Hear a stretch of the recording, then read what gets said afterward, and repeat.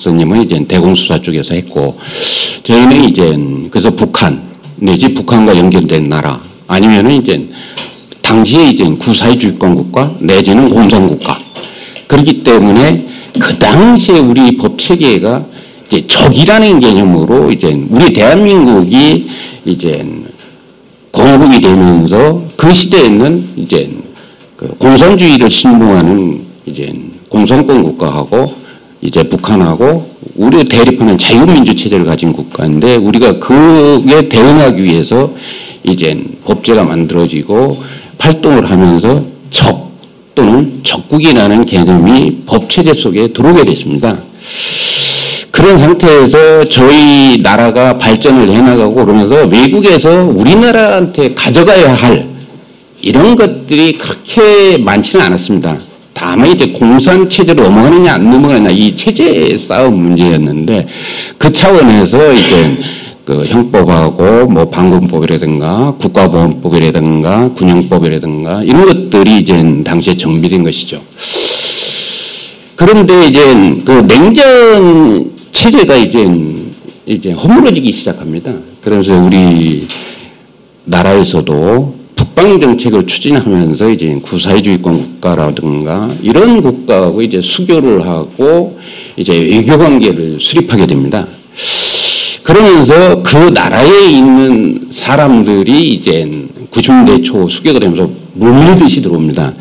첫째 대사관도 들어오고, 그리고 이제 정보기관 요원들 들어오고, CIA는 이미 들어와 있었고, 뭐 소위 KGB라든가 SVR이라든가 뭐 중국 국가안전부라든가 이런 사람들이 들어옵니다. 근데 이런 사람들이 들어오면서 그때 초반기만 해도 이제 북한하고 좀 관계가 이제 괜찮았던 상태였습니다.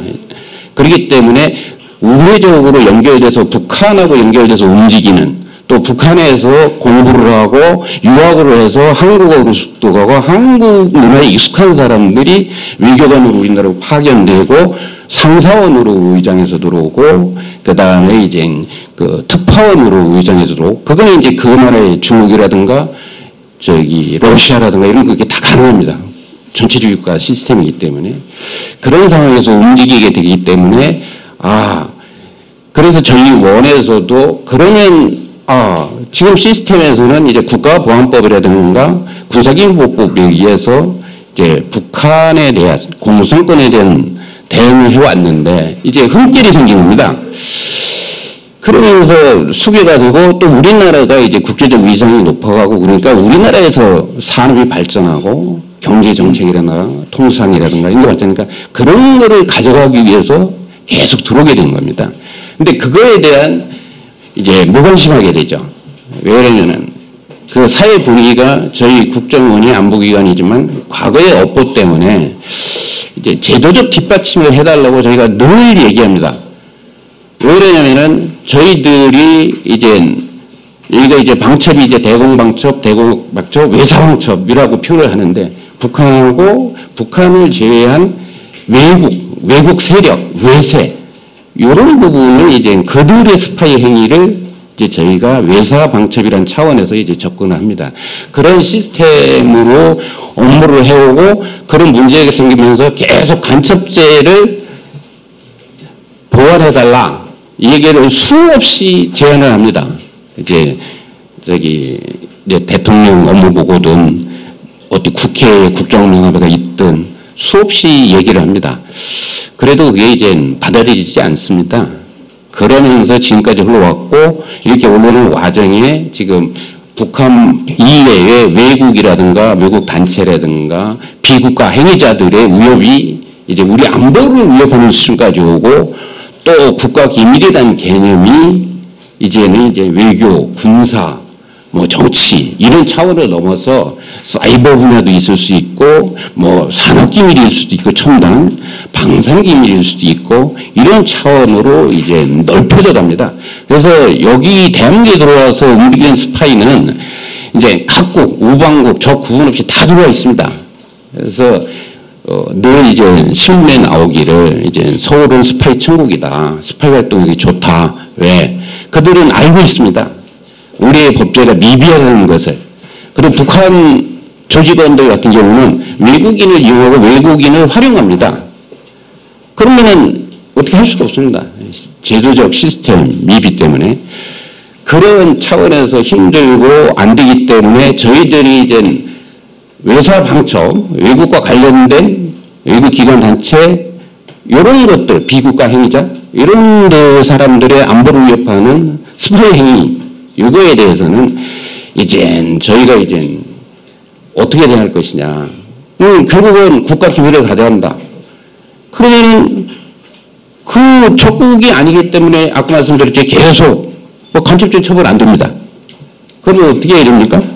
대응을 해야 될 거 아니에요. 그 사람들 행위를 못하게 해야 될 거 아니에요. 그러니까 그게 그러면 군사기밀에 해당한다. 그러면 군사기밀 보호법을 적용하는 겁니다. 왜? 그거는 주체에 제한이 없기 때문에 적이라는 개념이 안 들어 있습니다. 군사기밀 보호법은. 군형법이라든가 우리 형법은 적용을 했습니다. 적국 이런 개념이 들어 있기 때문에. 그리고 국가기밀에 해당되지 않는 그런 거를 가져간다. 그러면은 간첩죄 안 됩니다. 군사기밀에 해당되지 않으면 안 되죠. 그러면은 처벌을 할 수 없어요. 그러면 뭐를 하게 되냐면은 이거를 어떻게 규제를 하지? 그 다음에 출입국가법 아니면 대외무역법 산업기술보호법 이런 쪽으로 갈 수밖에 없습니다. 이 사람이 안보 국익을 해치는 행위를 하는데 이걸 어떻게 대응할지 제도 뒷받침이 안 되니까 그럼 어떡하지? 그러면 적발을 하고 확인을 하고 점검을 했는데 이걸 처리를 못하기 때문에 그런 현상이 생기는 겁니다. 그래서 저희는 그거를 보완하기 위해서 어쩔 수 없이 이제 그 국정원법을 이제 그것만 좀 개정해 줘라. 그래서 국정원법의 4조 5의 직무의의 방첩이라는 개념을 넣습니다. 수사권 뭐 이런 거 조정하면서 원법이 개정되면서 그러면서 거기에서 저희들이 이 자료에 있습니다만은 그 정보원법 제4조 직무에 보면은 그 남옥 2랑 1호 남옥의 방첩 그래서 방첩이라는 개념을 이제 들여옵니다. 이 법적인 정식 용어로 그래서 산업경제 정보 유출 해외 연계 경제질서 교란 방위산업 침해에 대한 방첩 이런 걸 포함하는 이 방첩의 개념에는 대북이라든가 외국 이런 걸 모든 걸 다 포함하는 개념입니다. 우리가 과거에 이제 수십 년 동안 저희 개념이 이제 대북 요로 이제 엮여 있는데 요 개념에서 북한을 포함한 외국 제3자 행위자 뭐 이런 것들 다 하는 이런 개념으로 넣습니다. 그리고 이 업무와 관련해서 북한 외국 및 외국 단체 초국가 행위자 또는 이와 관련된 내국인의 국가안보 국익 해청 활동을 확인 견제 차단한다. 이런 개념으로 접근을 해서 이제 위축시키는 정도의 수준을 행위를 하고 있습니다. 이렇게 이제 간첩 행위를 하더라도 스파이 행위를 하더라도 처벌을 못하기 때문에 그 사람들은 마음 놓고 우리의 안보라든가 국익을 위태롭게 하는 스파이 행위를 하고 있다. 이렇게 저희는 이제 문제점을 이제 제기를 계속 하는 것입니다. 그래서 이번 기회에 이 부분에 대해서 좀 인식을 해주고 이제 언론에 있는 분들이나 이런 분들이 조금 문제제기를 해주시면은 좋은 결과가 내지 않을까 이렇게 생각합니다. 그리고 이제 여기 지금 장성가 박사님이라든가 이제 우리 유동열 이분 같은 경우 이제 북한 간첩 내지는 이쪽에 이제 많은 말씀을 해주시고 저는 이제 외국이라든가 이런 간첩들이 우리의 모르게 많다 이런 말씀을 했습니다. 저희가 여기에 들어와 있는 이제 국가기관에 있는 사람들이 그런 행동을 하는데 그러면은 우리나라도 밖에 나가서 뭔가를 해야 될 거 아닙니까? 그렇죠? 그 과정에서 그 나라들은 우리를 막기 위해서 우리가 공격하는 걸 막기 위해서 다양한 앞에서 말씀드린 뭐 중국이라든가 뭐 미국이라든가 뭐 독일이라든가 프랑스라든가 전부 다 이제 그게 필요한 법대를 갖췄습니다. 그런데 우리만 그걸 못 갖추고 있다. 그래서 그것이 필요하다. 이런 말씀을 드리겠습니다. 그래서 아직도 우리나라의 그 형사법제는 그 냉전 구도에서 만들어진 그거를 못 벗어나고 있다. 그래서 문제 제기를 했을 때 과거에 우리 원의 업보도 있지만 이 사회 구성하고 있는 분들이 이제 안보라든가 방첩에 대한 무관심 이런 것들이 심하지 않은가. 이제 발전 단계에 있다 보니까 그렇다고 할 수도 있고, 외국과의 교류하고 학술 교류를 하고 모두 교류를 하다 보면은 이제 잘못하면은 이제 간첩으로 엮일 수 있기 때문에 아마 사회 분위기사라든가 이제 그거를 저희들이 실무에서 표현할 때는 이제 무분화, 이제 각 국가는 자기 나라로 들어온 이제 관계에 있는 사람들이 여기 들어오면 각계에 있는 분들을 일단은 만나서 접촉하고 친교를 맺고 우분화를 해야 될 거 아닙니까? 미국이면 친미를 해야 되고, 중국이면 친중화를 해야 되고, 일본이면 친일화 해야 되고, 그런 과정 속에서 많은 문제점이 생기고 있고, 그 과정 속에서 자기도 모르게 각 분야에 있는 분들이 친분 관계가 있고 교류를 하고 있기 때문에 자료를 넘겨주는 상황이 발생하고 있다.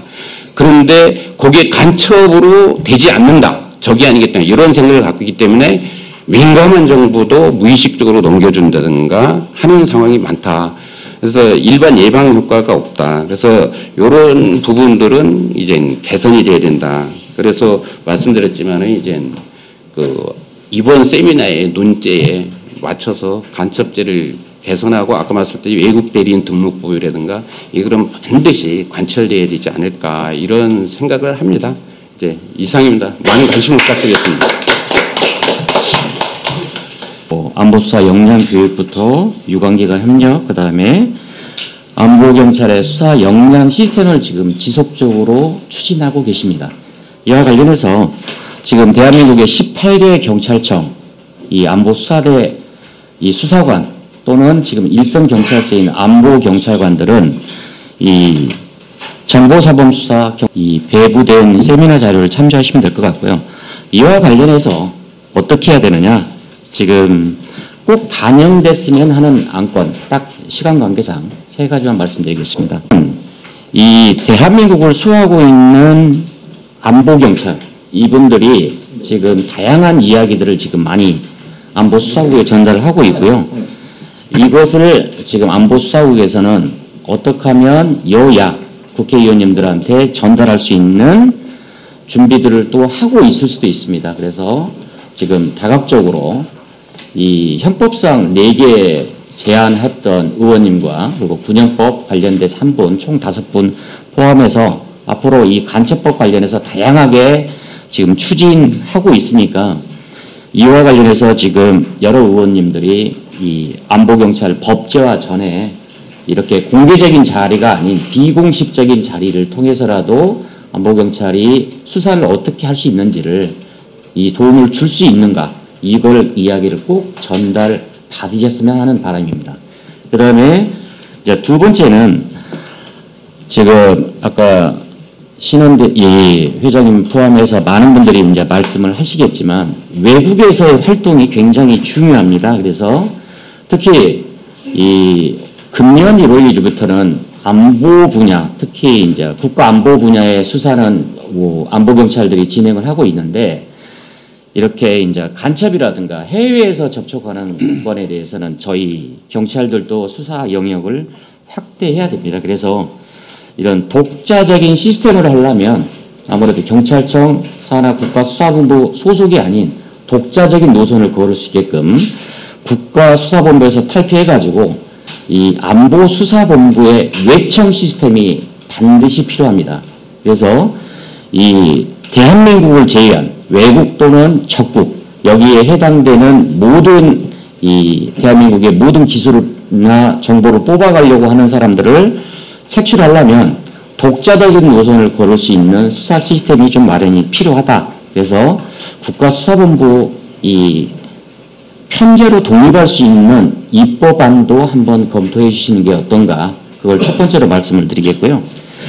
네, 두 번째로 해외 수사가 필수적인데, 이와 관련해서 법제적으로 안보수사경찰관들이 해외에서 수사할 수 있도록 이 법제화 시스템 마련이 좀 필요하다.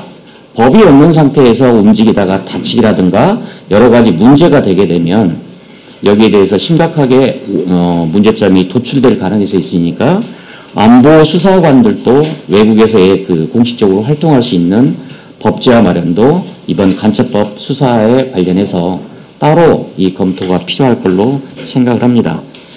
그 다음에 이제 세 번째로는 어쩌면 지금 많은 분들이 우려를 하고 계시는 것 중에 하나가 지금 전 세계적으로 외국인들이 굉장히 많이 지금 한국에 들어와 있습니다.